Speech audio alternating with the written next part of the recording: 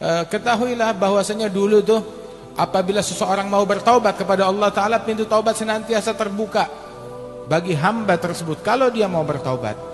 Dikatakan ada satu orang tuh, kata Nabi Muhammad cerita kepada kita, ada orang sudah membunuh 99 nyawa dari Bani Israel, hingga datang keinginan dalam hatinya mau bertaubat. Datang ke satu ustadz yang paling ahli, paling alim ustadz di zaman ini, siapa? Dia bilang Ustadz Fulan, populer. Disamperin, saya udah membunuh 99 nyawa, kalau saya mau bertaubat bisa apa enggak? Maka ustadz terus bilang, kamu udah membunuh 99 nyawa, Allah enggak bakal ngampunin dosa-dosa kamu. Nah ini sekarang kadang orang tuh gemar menghakimi orang lain, bertindak seolah-olah dirinya adalah sebagai Tuhan. Dia yang masukin orang ke surga, dia yang masukin orang ke neraka. Dia yang ngatur, ini diampunin, ini tidak diampuni. Tugas kita dakwah, bukan menghakimi orang lain. Ini di surga, di neraka, itu bukan peran kita, bukan tugas kita. Itu tugasnya Allah Subhanahu wa ta'ala. Tugas kita ngajak, tugas kita kasih tahu, bukan menghakimi orang lain. Ini orang ini, Nabi Muhammad menyebutkan, saya udah membunuh 99 nyawa, saya mau taubat, bisa gak? Dia bilang, tidak bisa, kamu tidak diampuni oleh Allah Ta'ala. Maka orang itu, si penjahat ini, dia marah. Ngelihat ustadz kayak begini, ya udah dah, kalau emang gak diampuni oleh Allah, saya lengkapin 100, dibunuh ustadznya. Lengkap 100 sudah. Hingga akhirnya timbul lagi setelah sekian lama, timbul keinginan mau bertaubat. Kali ini siapa yang paling alim di negeri ini? Dia bilang ada orang alim di negeri ini. Begitu Fulan, samperin dia, disamperin, bilang Ustadz saya udah ngebunuh 100 nyawa, kalau saya mau taubat bisa gak? Dia bilang bisa, asalkan kamu sungguh-sungguh bertaubat. Diajarkan caranya. Caranya bagaimana? Kamu harus tinggalkan lingkungan yang busuk. Selama kamu di lingkungan itu, kamu akan terus maksiat. Maka ya sudah, dia niat untuk berhijrah. Hijrah keluar dari kampung penjahat menuju kampungnya sholihin. Baru keluar dari kampung penjahat, niat mau taubat, di tengah jalan meninggal dunia. Datang malaikat azab, nah ini jatahnya saya, mau ditarik ke neraka. Datang malaikat rahmat, gak bisa, kan dia udah niat taubat. Kan baru niat kan, belum taubat. Sampai akhirnya nih debat antara dua malaikat, Allah Ta'ala utus malaikat yang lain menengahi. Kemudian malaikat penengah itu dia mengatakan, sudah hitung saja, dia lebih dekat ke kampungnya sholihin atau ke kampungnya penjahat. Kalau dia lebih dekat ke kampungnya penjahat, ya bawa ke neraka. Kalau dia lebih dekat ke kampungnya sholihin, bawa ke surga. Begitu dihitung, Allah Ta'ala perintahkan kepada kampungnya penjahat, kampung penjahat, menjauhlah. Allah Ta'ala perintahkan kepada kaum sholihin, kampungnya kaum sholihin, mendekatlah. Lihat, Allah kalau udah melihat hambanya bertaubat, Allah Ta'ala permudah sarana bagi hamba tersebut untuk mendekatkan anugerahnya kepada hamba itu. Hingga ketika dihitung, ternyata lebih dekat ke kampungnya sholihin cuma selisih 1 jengkal saja. Subhanallah. Nah ini anugerah dari Allah Subhanahu wa ta'ala kepada hambanya. Saudara-saudara sekalian, dulu tuh ada di zaman Bani Israel, ada satu orang dia bikin maksiat, ada lagi yang satu orang lagi dia bikin taat. Ini orang yang taat, harusnya orang makin taat, makin merendah, makin tawadhu, makin bersabar, makin istiqamah, makin santun, makin berakhlak. Begitu kan orang makin taat harus begitu. Jangan makin taat makin arogan, makin taat makin sombong, makin taat makin takabur, makin dengki, makin iri. Nauzubillah. Ini orang yang macam begini adalah orang yang ghurur, tertipu dengan ketaatannya sendiri. Nauzubillah. Ada dua orang, yang satu tukang maksiat, yang satu tukang taat. Alhasil mereka ada sedikit cekcok. Kemudian orang yang tukang taat ini berkata kepada yang tukang maksiat, kamu tidak akan diampuni oleh Allah. Tuh, arogan kan? Mau bersikap sebagai Tuhan. Dia udah ibadat 40 tahun, yang ini maksiat 40 tahun. Akhirnya yang ibadat 40 tahun bilang, kamu, orang macam kamu di neraka, gak bakalan diampuni oleh Allah Ta'ala. Ini orang kecil hati. Tahu-tahu Allah Ta'ala utus Nabi di zaman tersebut, datangi kepada fulan. Mereka berdua, itu tetangga, yang satu tukang maksiat, yang satu tukang taat. Bilang kepada mereka, Allah Ta'ala nyatakan bahwasanya kalian, amalan kalian masing-masing mulai dari nol. Allah Ta'ala katakan, Siapa, suara siapa ini yang demikian kurang ajar mengatasnamakan Allah kalau Allah tidak akan mengampuni dosanya orang itu? Katakan kepada mereka berdua bahwasanya masing-masing mulai dari nol. Yang taat, ketaatannya hangus, suruh mulai dari nol lagi. Yang maksiat, saya bikin dosa-dosanya, saya hapuskan. Mau apa? Suruh mulai dari nol, suruh dia taat kepada Allah Subhanahu wa taala. Sebab kita hidup di dunia ini adalah wilayah adab kepada Allah Jalla Jalaluhu Ta'ala Ta'zamatuh. Ketahuilah bahwasanya perbanyak istighfar, taubat kepada Allah Subhanahu wa taala dari hal-hal yang tidak baik, dari hal-hal yang tidak benar. Bahkan bukan cuma taubat dari hal yang haram, taubat dari hal yang makruh, yang dibenci oleh Allah Subhanahu wa taala.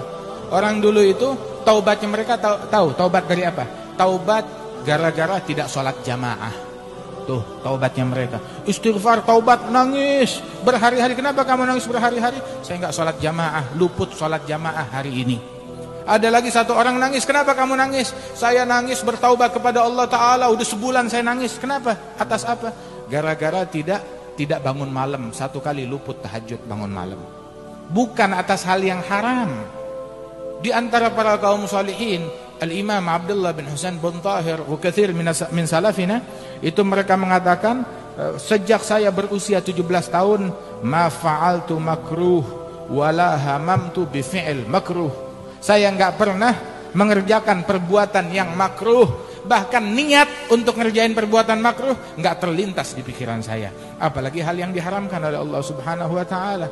Kehebatan tuh di sini bukan dinilai dari banyaknya harta, bukan dinilai dari banyaknya tahta, bukan dinilai dari kekuasaan ataupun uang, bukan di situ kemuliaan, bukan juga dinilai dari banyaknya pengikut, tapi kemuliaan itu dinilai sejauh mana istiqamah dia kepada Allah Subhanahu wa taala. Dia ninggalkan yang makruh, apalagi hal yang diharamkan oleh Allah Jalla Jalaluhu Ta'ala Ta'zamatuh. Itu dikatakan oleh salah seorang minas salihin, begitu, Malik bin Dinar dan beberapa ulama yang lain, ketika dia tahajud bangun malam begitu kepada Allah Ta'ala sambil dia memegang janggutnya dan dia berkata, wa sawatah wa in taghfirli. Dia bilang, ya Allah maafkan saya. Kemudian dia pegang janggutnya, dia berkata, wa sawatah, alangkah malunya walaupun saya diampuni oleh Allah. Walaupun saya diampuni, malu, saya nggak punya muka untuk ketemu Allah Ta'ala setelah saya membuat hal yang diharamkan oleh Allah Ta'ala. Walaupun diampuni, memalukan. Apalagi kita nggak tahu kita diampunin atau enggak oleh Allah Subhanahu wa Ta'ala. Saudara-saudara sekalian, ada dulu satu orang guru, dia nasihatin kepada muridnya. Dia bilang, kamu kalau mau maksiat, muridnya bilang, Ustadz, saya sering dikuasai oleh hawa nafsu, kebawa mau maksiat. Imamul Haddad dalam babu taubah tadi dia bilang, jangan orang tuh disuruh taubat, dia bilang, ya percuma saya taubat, ntar dikuasain hawa nafsu, kalah lagi sama nafsu sama setan, kejermus lagi maksiat. Masa mesti taubat lagi berulang 2-3 kali? Imamul Haddad bilang, jangan kamu tertipu dengan bujukan nafsu untuk meninggalkan taubat. Taubat, tiap kamu bikin dosa, taubat. Walaupun dalam sehari dia 100 kali bikin dosa, taubat. 100 kali bikin dosa, taubat. Dia bolak-balik begitu sebanyak 100 kali, tetap taubat kepada Allah Subhanahu wa taala. Apabila Allah Taala melihat kesungguhan kita untuk bertaubat, Allah bakal tolongin kita. Allah bakal nyelamatin kita. Hidayat di tangan Allah Subhanahu wa taala. Satu guru dia nasihatin muridnya, bilang, Ustadz, saya sering kebawa maksiat, dikuasai oleh hawa nafsu. Apa solusinya? Dia bilang, kalau kamu mau maksiat, satu, boleh kamu maksiat, tapi jangan maksiat di bumi Allah. Cari tempat lain. Nah, bayangin kita tinggal di rumah orang, terus kita nyolong barang orang tersebut. Kurang ajar gak nih? Ini tamu tapi nyolong. Ada gak yang begitu? Dia bertamu, dia kotorin, dia buang air di ruang tamu. Itu kurang ajar namanya. Kamu mau maksiat, boleh, tapi jangan maksiat di buminya Allah. Cari tempat lain. Lah nggak ada tempat lain, semua buminya Allah Ta'ala. Ya kalau begitu kamu mau maksiat boleh, tapi jangan bernaung di bawah langitnya Allah, cari atap yang lain. Bilang, tidak ada, semuanya nggak ada tempat lain. Kalau begitu kamu mau maksiat boleh, tapi jangan makan rizki dari Allah. Lah nggak mungkin, saya mati kalau nggak makan rizkinya dari Allah. Kalau memang begitu juga, ya jangan sampai kelihatan oleh Allah, jangan sampai ketahuan oleh Allah. Dia bilang mustahil, pasti ketahuan, pasti kelihatan. Maka ditegur murid tersebut, wahai muridku, di buminya Allah, di bawah langitnya Allah, makan rezeki dari Allah, depan mata Allah, terus kamu masih mau maksiat? Nangis muridnya, bilang mulai sekarang saya betul-betul bertaubat kepada Allah Subhanahu wa taala. Saudara-saudara sekalian, kita taubat kepada Allah Subhanahu wa taala. Itu orang dulu tuh Sayyidina Rabi' bin Khaytham, itu sekali itu dia ketika jalan bersama Abdullah bin Mas'ud, dia ngelihat tukang las, pandai besi lagi ngelas besi. Maka ketika dia lihat begitu, api menyala, dia ingat neraka dan ingat dosa-dosa dia, langsung pingsan. Dibangunkan, ketika pingsan disadarkan di pasar, nggak sadar-sadar, sampai digotong oleh Abdullah bin Mas'ud. Digotong oleh Abdullah bin Mas'ud ke rumahnya, ditungguin sampai kelewatan. Salat zuhur lewat, asar masih belum sadar, maghrib masih belum sadar, baru sadar di jam yang sama hari berikutnya. Takut kepada Allah Subhanahu wa taala. Itu dikatakan bahwasanya Sayyidatuna Rabi' al-Adawiyah, dia bilang nih istighfar kayak kita, istighfarnya kita masih perlu diistighfarin lagi, taubatnya kita masih perlu ditaubatin lagi.